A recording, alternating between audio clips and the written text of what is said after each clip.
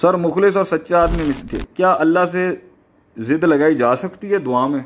मेरे ही शायद अल्फाज हैं जो आपने मुझसे सवाल किए जी, क्या अल्लाह से ज़िद लगाई जा सकती है? अल्लाह से ज़िद से मेरा मुराद हमेशा ये होता है, बंदा आज कहे ना अल्लाह मैं तुझसे लेके जाऊँगा, अल्लाह मुझे ये चीज़ चाहिए, मैं तेरे दरबार से लेके जाऊँगा, मैं बैठा हूँ यहाँ पर, इससे मुराद है। ज़िद्दे लगाने से मुराद जो मैं कहता हूँ ना, ज़िद्दे लगाएं अल्लाह के। अम्मा युजीबुल मुस्तर्रा इज़ा दाअहु व यक्शिफु सू, कौन है अल्लाह जो बेकरार की आवाज़ को सुनेगा और उसके अंदर के दर्द को जो है उसको बेकरारी को दूर करेगा। इस्तरार को कौन सुन, मुस्तर आदमी को कौन सुनता है बेकरार को?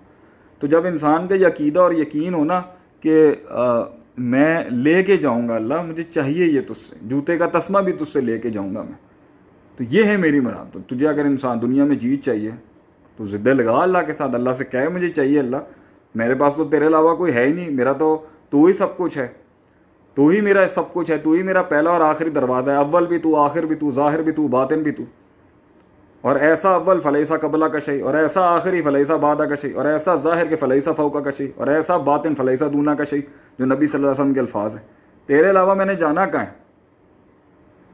तो व्हाट आई से इज़ कि अल्लाह से इंसान मांग के जाए, हर दुआ अल्लाह ज़रूर कबूल करे। दुआ आपने जिस दिन निकाल दी ना दिल से, वो कबूल ही कबूल है। उससे कबूलियत के अंदाज में फिर तीन चार तरीके जो हदीस में आते हैं वो कबूल होती है, अल्लाह ज़रूर कबूल करेगा।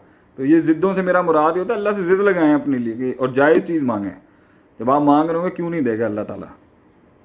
आप कहते हैं ज़िंदगी में सब्र कामयाबी लाती है, और अगर वो सब्र आपको मौत तक करना पड़े फिर?